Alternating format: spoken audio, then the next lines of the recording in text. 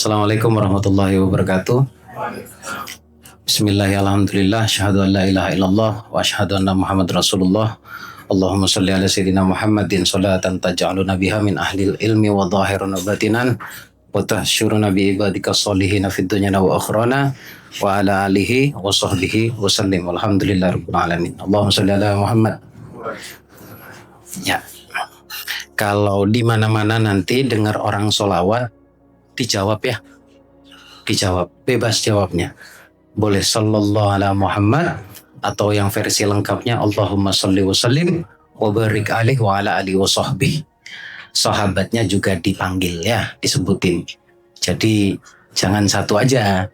Sahabatnya 4 itu juga pondasi Islam itu.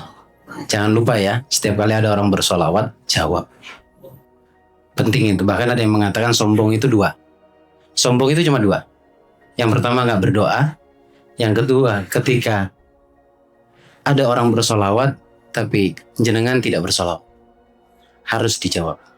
Kalau saya mewajibkan diri saya dimanapun, walaupun cuma misalkan bapak berdua bisik-bisik, Rasulullah tuh pernah bilang, tapi saya cuma ngopi, Allahumma sholli wa sallim wa barik alaihi. Sampai segitunya, harus segera dijawab. Gitu. Kan sebenarnya yang kita cari cuma 2. 1, ridho Allah, ibtigha mardatillah. Yang kedua adalah syafaat kanjeng Nabi Rasulullah SAW. Oh, kalau nggak dapat syafaatnya Rasulullah gimana? Para nabi yang lainnya minta syafaat ke Rasulullah, ya kan? Gitu. Nah, kita di sini mau belajar bersyukur, karena syukur itu induknya ilmu. Kemanapun Anda muter belajar ilmu, kalau tujuannya hanya keberlimpahan dan ridho Allah, itu syukur saja cukup. Kemanapun. Cuma kadang istilahnya diputer sana puter sini sampai pusing dulu, endingnya terimalah semua keadaan. Endingnya di situ. Gitu kan? Nggak ada rumus lain. Gitu. Banyak sekali penjelasan tentang syukur. Cuma memang tadi saya katakan syukur itu induknya ilmu, akhirnya mecah ke berbagai cara. Ya termasuk saya ngebahas ini, sana ngebahas rilis, sana ngebahas tauhid, sana ngebahas ma'rifat. Ending-endingnya terimalah posisi hidupmu hari ini. Dan yang akan kita bahas adalah, itu ada 3 pondasi kesadaran. Kita bicara tentang kesadaran ya. Kesadaran yang pertama yang suka loss dalam hidup kita adalah kesadaran tauhid. Penting nggak ini? Ya tergantung. Anda mau kenal Allah lebih dekat nggak? Mau nggak? Mau kan? Ada kok orang tenang tapi tidak dengan cara menyembah atau dekat sama Allah. Semu gitu. Suatu saat kalian akan bingung. Karena saya kan pernah cerita ya di YouTube, saya pernah bertemu orang datang ke rumah. Ya tadinya memang mau privat. Itu ke rumah. Tidak kurang serupiah pun hidupnya, uangnya miliaran, ratusan miliar bahkan. Keluarganya harmonis, anaknya bagus, bisnisnya lancar. Tapi ada apa dia datang ke saya? Tadinya saya berpikir bahagia itu dengan cara kaya, Gus. Saat saya kaya, saya nggak ngerti bahagia itu apa. Tadinya saya pikir bahagia itu ketika tidak punya tanggungan. Semua tanggungan saya terselesaikan, Gus, dan aman banget. Mau saya tidur seharian juga nggak kerja, saya banyak duit saya. Tapi kok saya nggak bahagia, Gus ya? Akhirnya benar yang saya sampaikan. Saya bilang ada satu yang kosong dari hati. Saya bilang Allah kemana di hatimu? Nah, setelah itu baru tiba-tiba sepersekian detik dia menangis. Saya ajak sholat jamaah, sepanjang sholat dia nangis. Kenapa kok nangis? Orang gak punya masalah. Sebenarnya kayak orang gak punya masalah. Nah masalahnya cuma satu bagi dia. Saya ngerasa gak ada Allah di hati saya. Jangan sampai momentum itu datang. Jangan nantang. Ya tidak bisa semuanya diukur dengan harta. Gitu. Tapi jadikan harta itu wasilah supaya kita makin dekat sama Allah. Banyak cara kok. Banyak cara.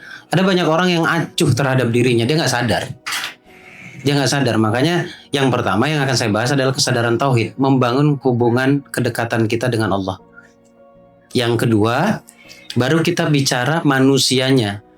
Saya sebut dengan istilah kesadaran spiritualitas, yang dimana tidak banyak orang menyadari bahwa dirinya istimewa. Kita di predikat istimewa tuh jauh sebelum kita lahir. Ada ratusan juta sel kehidupan yang akhirnya yang masuk ke rahim ibu tuh cuma satu.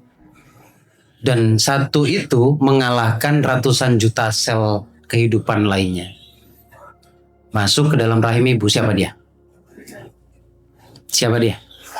Saya semuanya. Tapi ketika lahir, bertumbuh besar, lalu mempredikatkan dirinya, membranding dirinya adalah diri yang lemah. Diri yang tidak bisa apa-apa. Ya kan? Oke, itu kan dokter, kata dokter. Dokter mengatakan ada ratusan juta sel kehidupan bla bla bla bla bla bla. Gimana kalau Allah yang bilang Anda pemimpin? Inni ja'ilun fil ardi khalifah. Masih mau merendahkan dirimu. Kalau mau merendahkan diri cukup ke Allah saja. Jangan ke dunia. Saya tiba-tiba ingat tuh yang disampaikan guru saya. Nah, kalau urusan dunia berjalanlah tegak. Nah, tundukkan dunia itu. Jangan kau tundukkan pada dunia kepalamu itu. Tapi kalau ke Allah, hinakan dirimu. Ya. Jadi jangan pernah aduh kerjaan ini sulit, aduh saya nggak sanggup, nanti kumpul orang sukses merasa nggak pantas. Enggak, sama-sama manusia. Saya kok ya alhamdulillah ya. Punya saudara kaya, bahkan menurut versi saya hitungan saya kaya raya. Tapi saya lah satu-satunya saudaranya dia yang tidak menundukkan kepala saya ketika saya ketemu dia. Kalau yang lainnya nunduk. Kayak nggak perlu disuruh, nunduk sendiri. Kayaknya harta mampu mempengaruhi orang seperti itu ya. Tapi alhamdulillah saya tidak pernah menundukkan kepala saya karena saya tidak menghormati hartanya. Bukan bertujuan menghormati dia karena hartanya. Tapi saya menghormati dia karena memang dia orang baik. Gitu. Saya mau balik ke spiritualitas. Ada dua anugerah Allah yang Allah berikan pada manusia. Tapi dua hal itu dianggap biasa aja lah. Tahu nggak dua hal itu apa? Dalam diri, nempel di diri kita. Tahu nggak? Yang pertama? Oke. Bukan dua dong, banyak nanti nih jadinya nih. Tapi yang membuat itu apa? Yang membuat sehat itu apa? Iya, hati kita. Pikiran kita. Makanya saya nanti, besok kita bahas. Nanti malam kita bahas. Kita selalu menstandarkan doa dengan meminta kan? Kalau kita nggak meminta, kata kita nggak berdoa, bener nggak? Bener nggak? Kita menstandarkan doa dengan meminta. Wa qala rabbukum ud'uni astajib lakum. Tapi sayangnya berdoa di situ kita artikan meminta. Meminta pun kita hubungkan dengan lisan. Iya nggak sih? Saya yakin semua di sini meminta ke Allah. Apakah setiap doa dikabulin? Semua doa dikabulkan hanya dengan meminta? Enggak. Makanya saya husnudzon baik sangka. Kalau cuma syaratnya minta, Anda sudah minta. Kalau cuma syaratnya meminta untuk bisa dikabulin doa, Anda sudah memenuhi syarat. Tapi nyatanya masih banyak doa kita yang belum dikabulkan. Doa itu bukan hanya, saya mengatakan bukan hanya ya, bukan hanya bab lisan, tapi tentang perbuatan. Imam Ghazali yang mengatakan ada beberapa komponen untuk berdoa. Yang pertama adalah pikiran. Nanti baru kita jelaskan bentuk orang berdoa itu kayak apa, bentuk pikiran yang dianalogikan berdoa itu apa. Yang kedua, lisanmu. Yang ketiga yang menjadi pendorongnya, mesinnya adalah hatimu. Di sini sebenarnya terjawab kenapa saya sudah berdoa berpuluh tahun, tapi sampai sekarang tidak terkabul. Karena apa yang difikirkan dan diucapkan, apa yang dirasakan itu tidak mencerminkan apa yang Anda pikirkan dan Anda ucap.